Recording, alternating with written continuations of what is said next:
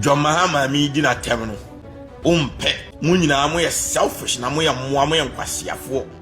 o John Mahama ne ya boa o ye kwasia mpanyi Ibrahim Mahama ne mo ye moa me be fire John Mahama sa ad na kura opposition straight so wa jimi o ye kwasia too much o ye kwasia pa onim nyansa ba ku sei Kevin Taylor kwasia na ne nanim se wansane abuza Kevin Taylor akoto twede kane ama Twene Jonas abe fire no hard one abu bona adwatrem ama eja no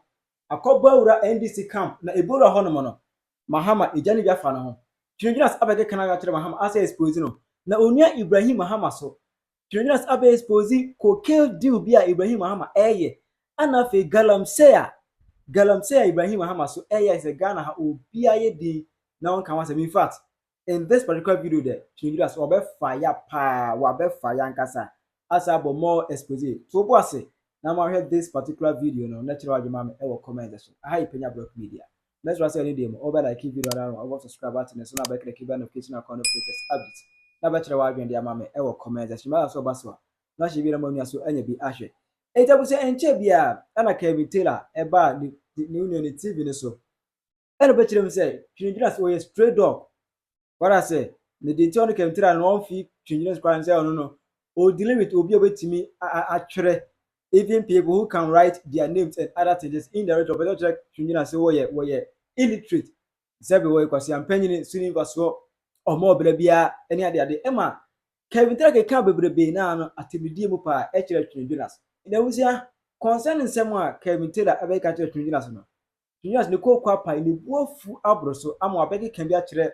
Kevin Taylor wan fan spare no. Na emu no Ibrahim Mahama enya miss call. Mahama nan kasa so enya miss call. I emails be I respond to emails be what I say and I feel maniate no matter maniate but maybe send it one way at the ama hypocrite for no o maso so fon si o manim no se wo ye hwan what you di Jimmy say oh John Mahama mi di na tem no umpe mu nyina mo ye selfish na mo ye moa mo ye nkwasiafo telma odi ne kwasia kobo na boa ne pa na boa ne ye memasem no mu nyina mo tiga na wo mo nim se Twene Jonas wonim na do kwasia do ho ba unko ni easy mefa ya wa ma mi kura kan nso no unim enti kwasia ne ye memasem o meba New York what you say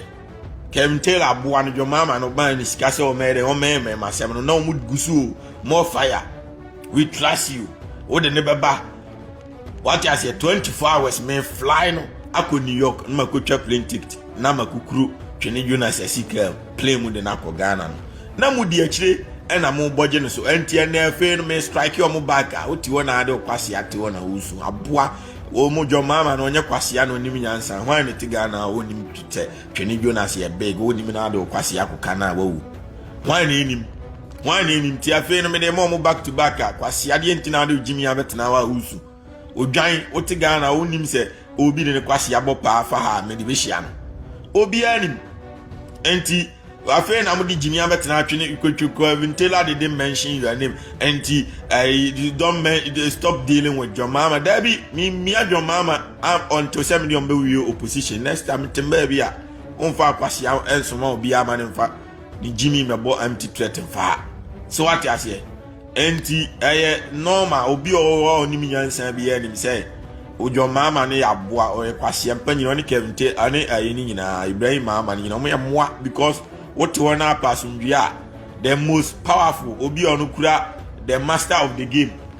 na say also pass obey da kobo pafa who scam obi chen waji di amaji bi chen and na me control social media me na control Ghana no the American na ye adwuma and na me dey mu top e be kakra no first no mugu Ibrahim Mahama e be kakra no bia hu say si am dey abetum se cocaine no deal no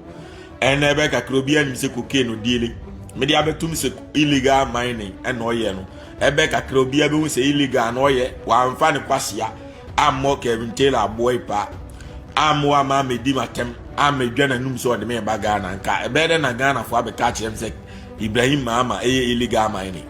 enti se okobo pa nkofo de o mo ani o mo nam na de information be brem na ma ba kirikiri ma Ghana fo enti next time to ba bia mu nyina mu nim se obi nkobo pa fa ha enko free mu nyina mu nim ena mu nim se Kevin Taylor onye obi a o memani siwa ena mu nim se John Mahama na he is nobody enti obetena obedwa nanum se obe deport Twene Jonas na fe me smash back se omra me deport metia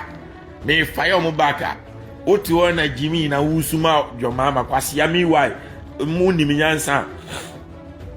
nka mo bo pa na akwa ne to ye me masem na se mo friend se masa ko delete video no na nko vara ma nyansa friend na mo delete video no na video na ko vara na me da na nko for friend me se Kevin Taylor boana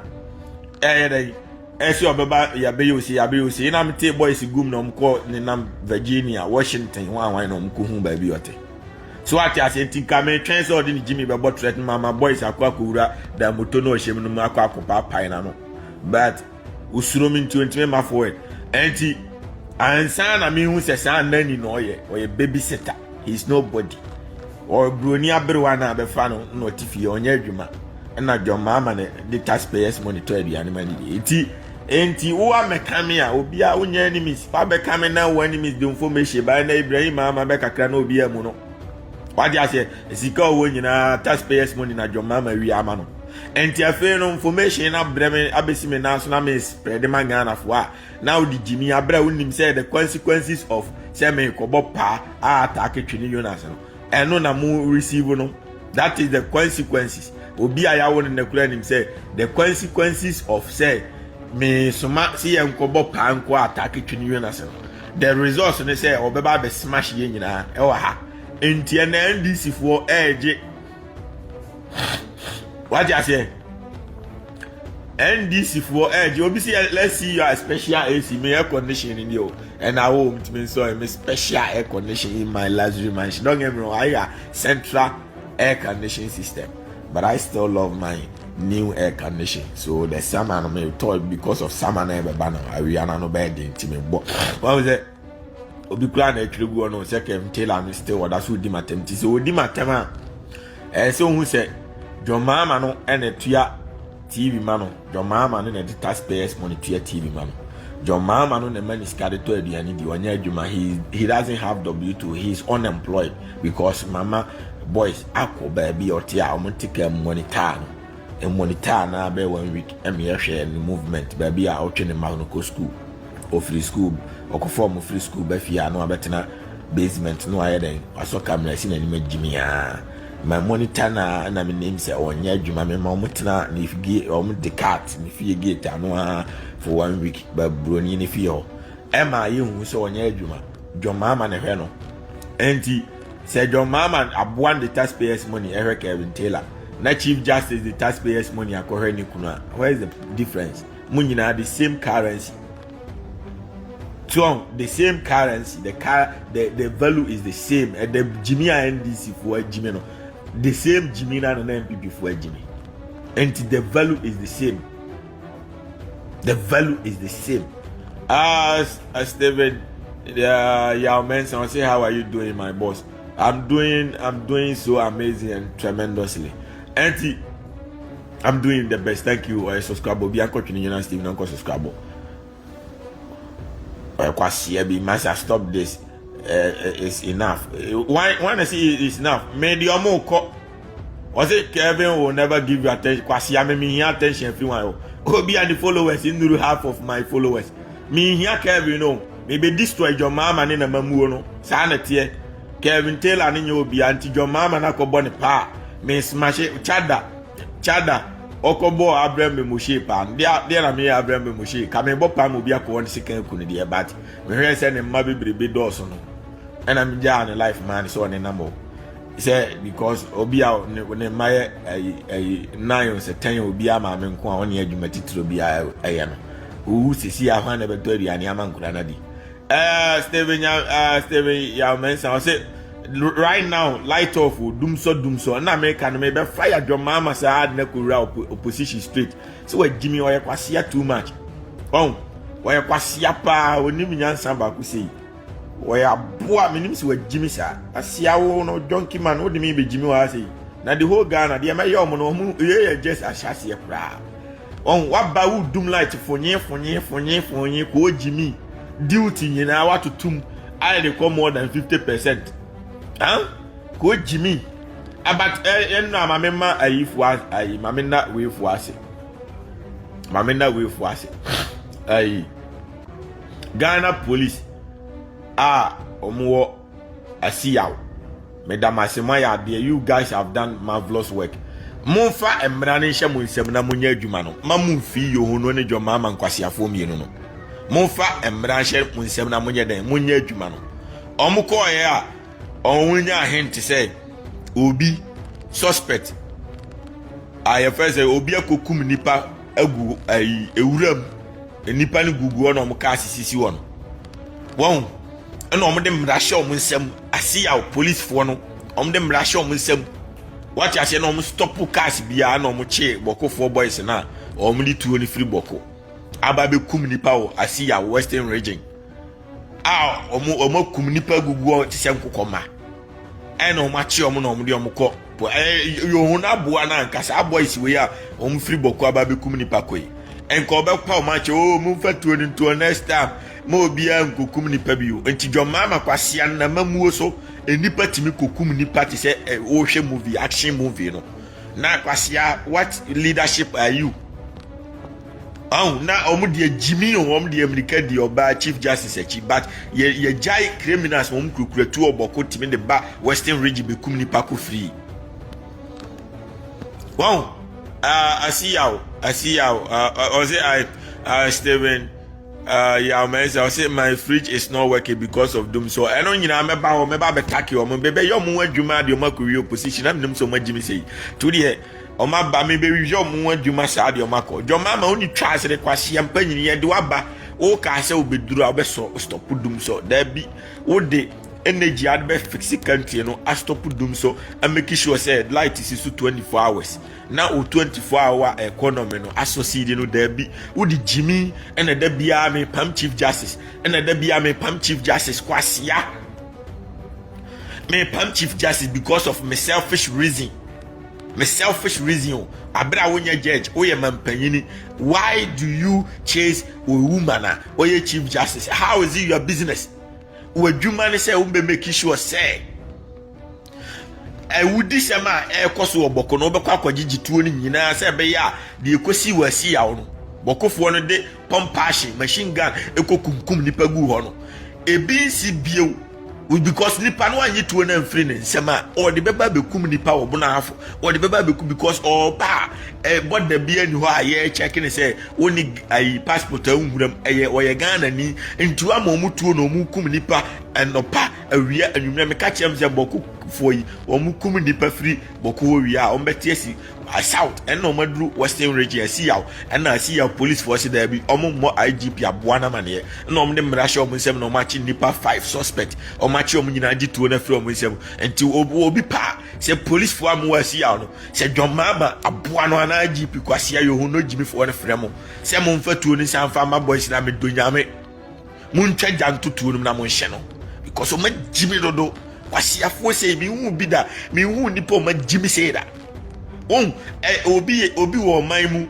amamuo wankasa wamamuo obi say your strategy will not work strategy ben kwasia metemba bi na okobo pa say obi ma me attack ya say ohun si wawu because me revenge obi o ya wo ne na bia ni wo kwasia wo hwe mi kura onim say John Mahama boy suma Kevin Taylor mane ba eno ano no meye ne ho adwuma because obe deport me ni nyina ya numdwa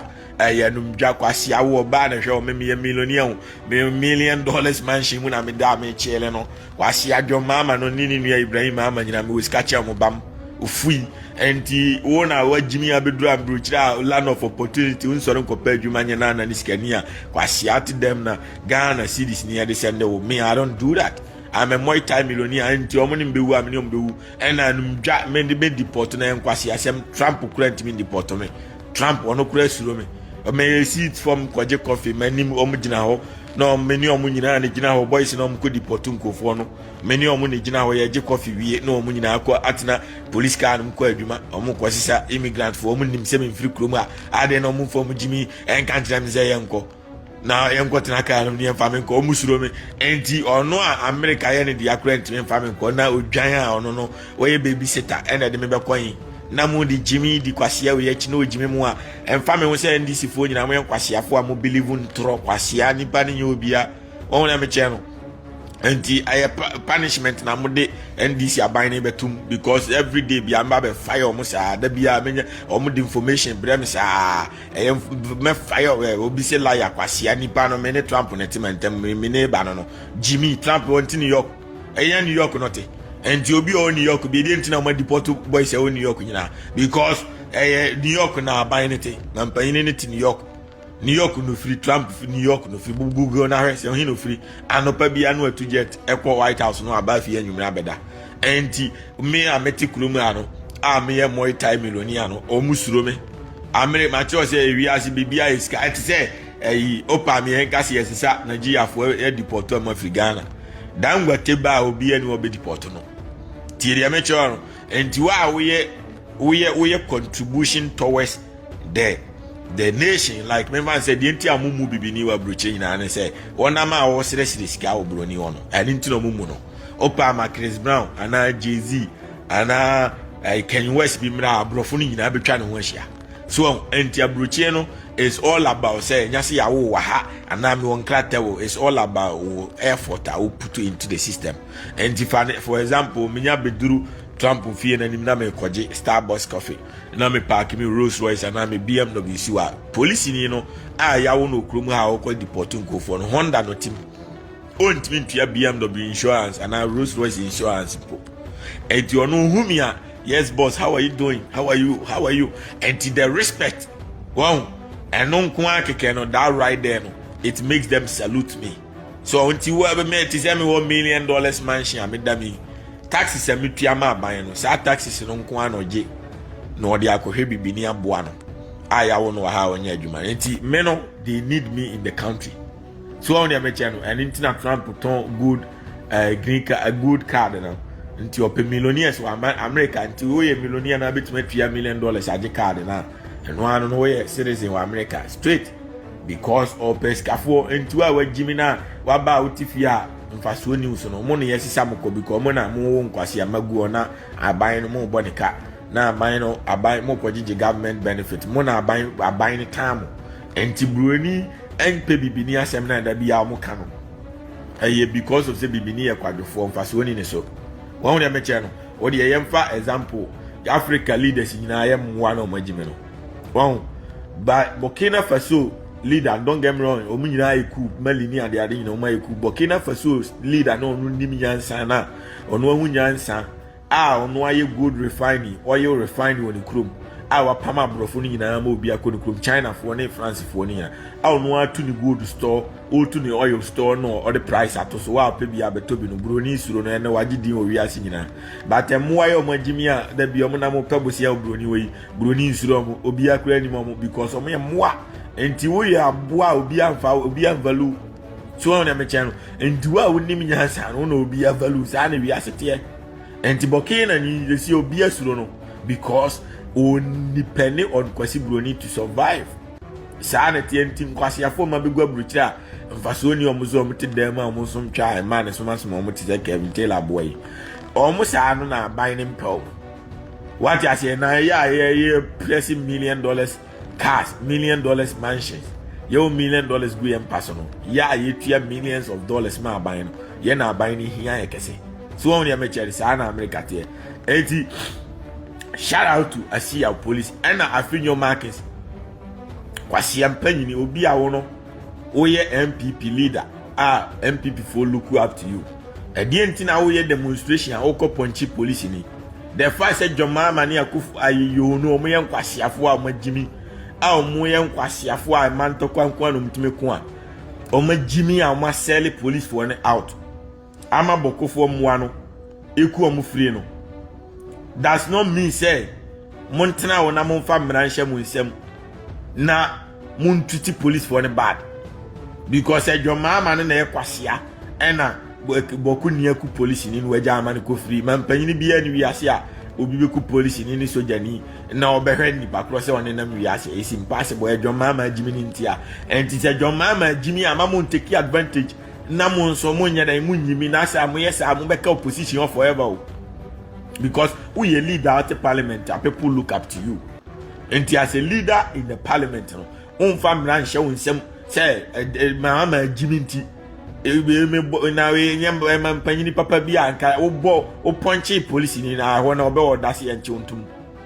na Mahama no wajimi ni otimi wodaye chief justice yenkofa oba but say nkwasiafo odi semfon okromu ode awudifo kum nipa ne de John Mahama no onhu ye entity edi ameka che ofunyo markings the fact say John Mahama ni yohuno yenkwasiafo amuntimi enyenfo so mra no enkyere se mumfa mranhye munsem na munyimi ogana wo nyasa me ba be fire wo uti se bofra ati afri wi ma beto fom afinyo markets respect Ghana police akufo ado aban na wo so a minim sen count me kobo police ni because the IGP dampare onu die ni yohuno na ekwasea ena onu police ni obiku no na wo se pakrumu ofo acho yehuno na ekwasea na ayidipa boni ni ditu abonikam penakuno no wasifo mu kopa dipa boni ni na chewo ama okoya dipa boni ni na ku police for bed ya because oya boa yehuno nko na jimi nti se omu police mpanfo na jimi antira makati asi ya police for no se yehuno fremu se munyai bokufo mu ana amachi omo no se omokokum nipa no amachi omaji tuo na yehuno fremu a mumfa akire na mumfa mranhye munsem na munhituo ni nyina se wonim na se yono anadwo mama boa ne frem se mumfa tuo ni mabokofo no aboa mokum ni pa na nya foolish case amedonyame munhye tuo no nyina so bi pa oyimadi a mama no mema mo ama be yiku atu no medonyame cause enkwase asem se yeti oman mu na the law law officers no ya belete omo intelligence to the sense obi etime disrespect omo boko ni tani abo akwase etime kum police ni no kofiri no ne namo na ni furugum kankan ni namo ya isem mi na mku soja ni free mi na mpu because Mahama jimi because Mahama ya boa because Mahama ya kwasea enti se boko ni abo akum ni pa kofiri how save we oku police ni kofiri how save we won ya mention enti amamuo na amubu no. It's all about say I'm protecting the people in the country and you be obekum ni pa bi say I think your markings obo police ni anya Mahama na ekwase anka so the prison we anya afei na ye be waste time ba Mahama jiminti IGP na jiminti say mo de panyin na ono ato ne sa bo police na ma kina tum na afei no a set example among Kurani nyina say wunnim na do sa kobo police ni a ye be che odi ote parliament kura e de ni jimi appoint police ni or the prison and how much more than obi otinchen ba John Mahama jimiti omo nyina atwe na omo dwene ho ye enfa pad nko school enko tare kura emma twani Mr. Padman John Mahama Mr. Padman ye nche pad emma ma me say don't get me wrong minim pad ma te pad sa ba na minim say ye the book game me sound near the part of family game. Yeah, the both PS1, PS2. And I never knew say a mawo party the carton trim until say Ghana for the catch say John Mahama ni new Ibrahim Mahama akoye sakawa rituals. Our mode pad aba school mo che say obia nyim franco katani twani. And me information na me nyini and ma me ye mema omun the videos by ema me share videos na nsa na me gie di se sa Mahama ni Ibrahim Mahama de Ghana for ko ji skedro enti omun the pad and because enya skedro na de Ghana for ko ji a die ntina school for mempanyin bi adwene a memfa books nkoma nkura na omun sua de na o madwemu mie memfa skills emre school mu no omun sua de se o mawie school no na o manya nsanu dwuma akoye ba se me ko dwene twa ho de anya rituals a wo koya ebeye de no akodwene obi ba twa ho memete ai ememe ko school kura etwa ho asema mama adwi mu da because book ne kwa me fa so pass exams nko ana na o madwem Steven ya mention I say MTN is coming and yes na say John Mahama jiminti obi ansuro Ghana police MTN is coming wa police na call report amano sisi ya police for no afi John Mahama me bo mu free bokofo mwa etimi ku omu ko free enti John Mahama na jimi na mamu ni feli no because as a leader no you have to be able to as a mampanyin you have to be able to control the safety of the people. So and the police are not safe. How much more than the Ghanaians are safe? You see, a police in Ina on one you save no. Oko catches the MTF where we are. Dear no by Oko MTN ya Kobona Oko Kana saying because John Mahama ain't me and for some I say Obibo police in here channel. And the Ghana constitution Mampe Obi Ote parliament is I feel your mark is training sabo police ya. So the prison. Let's set a great example. But mempanyin na jiminti ni IGP jiminti a very foolish case sana under normal sensible leadership no say obi twe etuo no the community party said ye bokofo yi eba asinyo western region be community pa gu osano a mo koboko a police wona chi omo okwa mu no a say we no say IGP ni nim no de kwasia emo ye ja omo amedonya me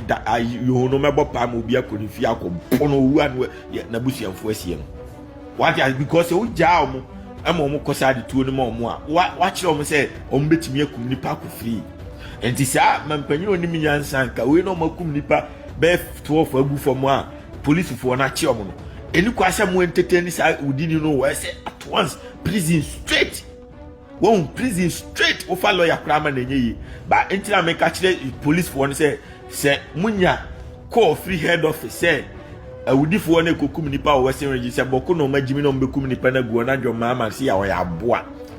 E fa no ho a western region ho no match western region police for na chi omo a mo make sure say omo ko prison straight say you no ana Mahama see obeyi wadi amon kan che metimi abopa mo bi akọ John Mahama no. Owa no so ni abusuamfo asie no ne ye de abrewa na be mampanyini because o ma jime do de mu o man sa o man uwo America say upa he America no bi bo police anka ho na fa say o member of parliament ka police woni bo ni toku no anya simple as ABC America na I first say afinyo markets at the parliament no punchy police e ka ho no bo ni toku no America emu so jime so America uni bienti omku bibini no because bibini no okokonto kwa no mabontu eko no simple ntina bi eku bibini no ewa American because omo we waste time na no say eno anajo omuku bibi abibi 417 wa kira ade ntia because omu free baby omgu no what I say no ma ba gina ha tututu eku omo enti police for no omde anya omasem omanya call say obi kratu Americans who kratu illegal and the call ne buy no kratu nya fe na Mahama na ururi America wa na yo no abejimi say munya omo no munkum ni panko free daddy e ho na no free reinforcement omo police for no kratu bulletproof ne omo kraka car na yetuo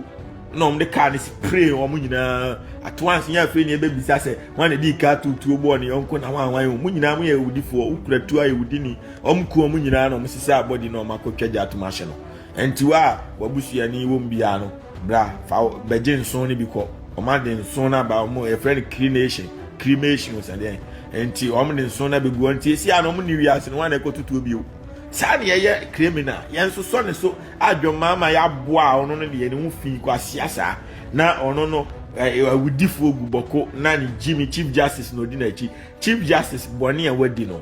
enye dangerous se obi onu kuratu okum nipa ti dia me kire won boni e wadi na enye dangerous enti hanti omo kuratu okum nipa anse no abe hanti omo a o selfish reason o pese wo yi omo de NDC ni be hyewo sa na o de selfish akoyi dampare a o de yohuna boy ko hyewa ena o man ni save wote obi tini mobile money ana bokofo mo adi tu abesi ni so awia no na omko ai obi ti ba bia na omo di tu abesi ni so okof kape omo si o aye yeku police ni kura ko free iyagikwam omo di tu abesi o wia nipa because Mahama ye kwasia oni da ayi ni nyina yohono mo ano omagimi enti se wansuya mampanyini na nsuya nyansa sa no ma we nyina abekoso anti Kevin Taylor kwasia na nanim se wansane kwasia sa be ma no fi kwasia oba ne soma no jimi sa no Kevin Taylor boa sa na John Mahama si wa Jimmy or the taxpayers money A2 TV man so on transfer and more threaten for her. Na se me respond ya mo bia fa ni Jimmy me kasa na Twene Jonas na nipa boni ni. Steven Yaumen so say show boy bite somebody ears and Ghana police did nothing. I know na me kire won. So enti Mahama na ama san kwase ade we nyina ekoso. So and the law of order the constitution say clearly. So obi edi ne emrahye nsem gine yonko nipa nkwa. The right of the person to live again has ended. So called the prison. And now say omuboni tu kunibi. And to say police panyini obi kum nipa na ono so pawudini na chawo. Ebi ni wi ase John Mahama jime no nkwa na mamu nkwa the most stupid president ever. Ayenya wo Ghana no. Eno ni John Mahama ono nkwa ni nipa wa jime sa. Won enu ntina afinyo markings mu nyina ade mrahye mu nsem bobo police for rough no. Because mampanyini ni aboa John Mahama yakwahia. So ndi onima ye etwe ho